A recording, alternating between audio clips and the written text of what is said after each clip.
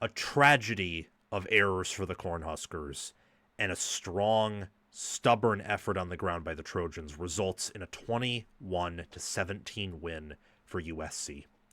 USC earned bowl eligibility. Nebraska thankfully already earned it because Dylan Raiola left the game in the third quarter with an injury. Turns out that injury is a broken fibula, and he'll be out for the year, and he'll be out for probably spring ball, or at least won't be 100% in spring ball.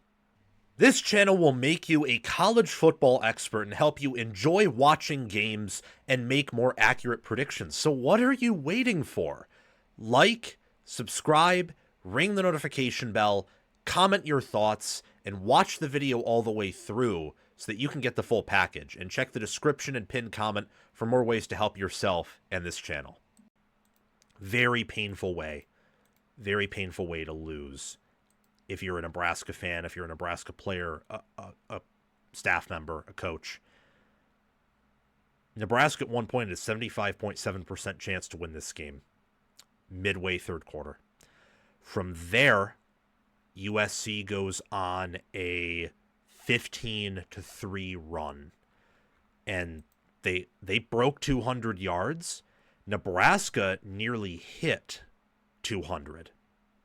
Think about it that way. Both teams were able to get pressure. USC had 5 TFLs, 1 sack. Nebraska had 3 sacks and 4 total TFLs. USC, so this is something I was shocked by. And big part of the reason why, obviously, was the Raiola injury. But even with that in context, I was shocked by it. Nebraska had 98 passing yards, and USC had 135. If you told me that pre-game, I would have picked USC to win, as I did. I picked USC to win and Nebraska to cover. That's what happened. But I would have been shocked by it. I would have asked you if both quarterbacks got hurt or if there was an abrupt wind gust that maintained throughout 4 quarters and 60 minutes of the game. Maava had no touchdowns and a pick and had his worst game through the air of the season. He had that one ugly pick to Andrew Marshall where I think he was trying to get it to Jacoby Lane, and Marshall was under him, and it's just that was his worst decision, I think, of the entire year. It was a really weird game where everyone's suspicions of USC being a mediocre road team came true, and Nebraska, for a variety of reasons, the biggest of which was outside of their control, just couldn't capitalize on it. Both teams had a turnover. The fumble recovery from when Raiola broke his fibula on that lone USC sack, and Jade Maava throwing that pick to Andrew Marshall. Those were the lone takeaways. Both teams had 20 first downs. Both teams at around 300 yards. USC won in rushing and in passing. They averaged more yards per play.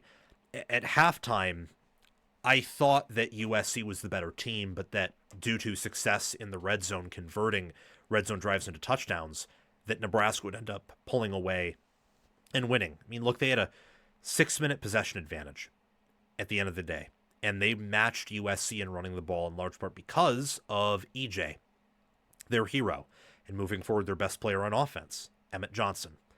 But didn't happen. And Emmett Johnson had an amazing day, but when your starting quarterback goes out and therefore the playbook gets limited and what you're doing on offense becomes obvious and your defense up front is limited, you are going to have issues winning games. It'd be one thing if they were up by 2 scores, but they weren't.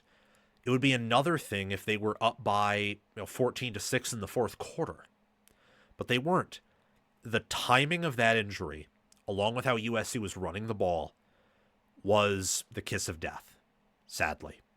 And USC being the better team and having their starting quarterback healthy nullified their struggles on the road, where Lincoln Riley, outside of the state of California, is 0-12 against the spread.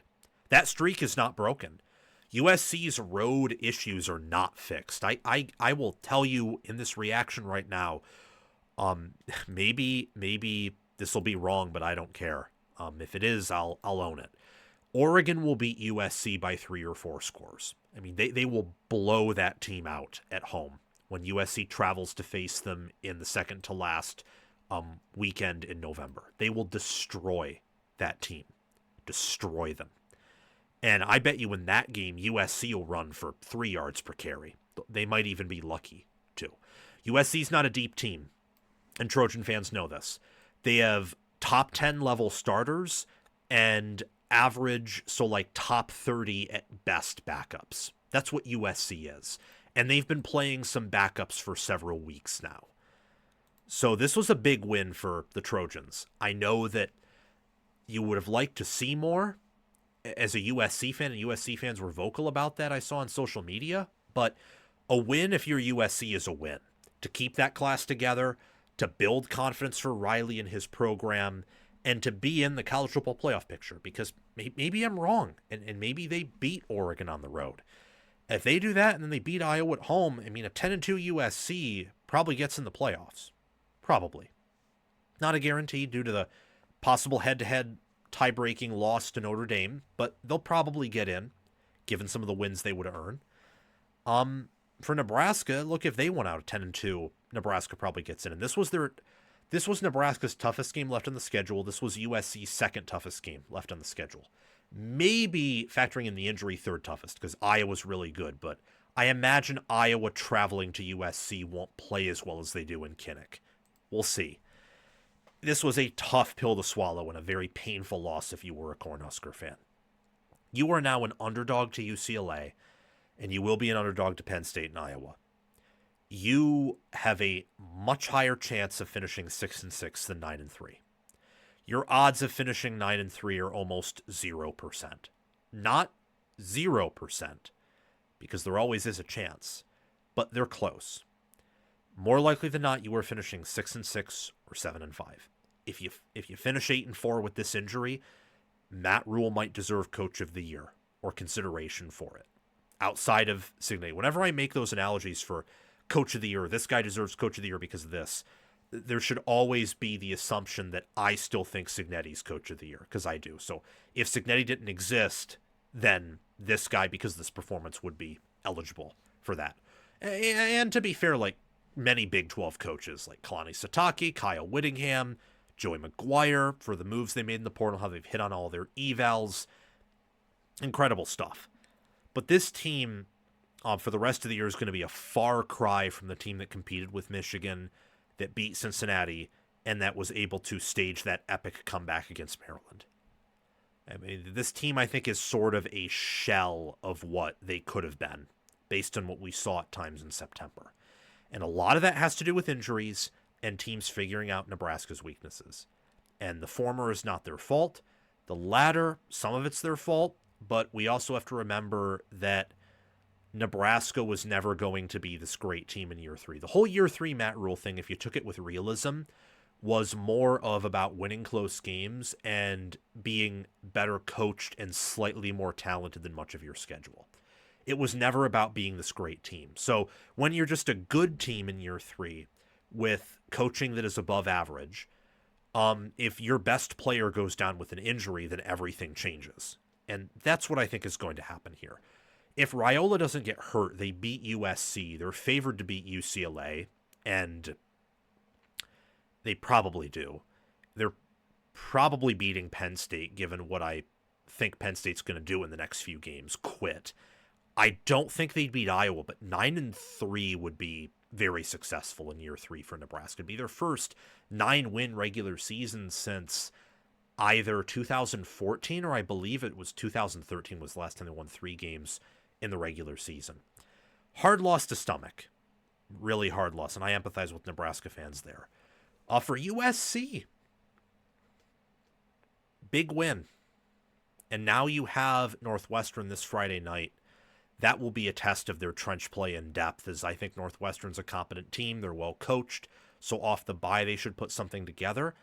Outside of that, the season's going to come down to Iowa, Oregon, and UCLA. It's a tough stretch of games right there. UCLA being a rival, Oregon on the road. They're a better program than you. They're more talented. They have the better coach. Dan Lanning is 1-0 against Lincoln Riley. And then Iowa at home. Iowa is not Nebraska. Like, Iowa is a better team than Nebraska. That's been obvious now, I would say, for 2 weeks. And they're way better in the trenches than Nebraska is. They're better in the trenches, I think, than USC is. So that will be a test, too. Their playoff hopes are alive, yes, but I think winning 9 games would be pretty awesome for USC. And winning 8 games would not be elite. I wouldn't even say that would be a success, but it wouldn't be a failure. Winning 8 games would be enough to keep Lincoln Riley and the momentum that he's brought to the Trojans in for the 2026 year. And I think USC, with just one more year of Riley, will finally reach what it thought they would be when they hired him, a championship contender. I think they'll be that either next year or 2027. Some final takeaways before we end this segment. USC on the road is still rough. Both of these teams and programs are trending up, but by teams, I mean in the sense of a program. Like, these two teams only get worse as the year goes on this year, because USC nor Nebraska have the depth to sustain any more injuries. If they do, they could collapse. But as programs, I think they're trending up. Nebraska's safe. If they finish 6-6, nothing's happening with Rhule, nor should anything happen. It'd be one thing if they finish 6-6 with Raiola healthy, but you can't predict a broken fibula. You can't do that. And yes, in theory, should they be strong enough to hold up against that? Yeah, but this isn't 2000s or early 2010s Nebraska. Like, this team is still closer to a Scott Frost team than a Bo Pelini team, or certainly a Solich or Osborne or Devaney team. They probably needed another year or 2 to establish true Big Ten depth. I mean, I could tell in the Cincinnati game that they did not have Big Ten lines of scrimmage. So from that point on, they needed to rely on their quarterback and perimeter play and defensive backfield play to win them games. That's tough to do in the Big Ten, and then you have a backup QB that's really rough. So I'm giving Rhule a ton of grace. For USC, if they lose out, Riley probably is gone, but I don't think they'll lose out given the caliber of team they've shown to be through 8 games.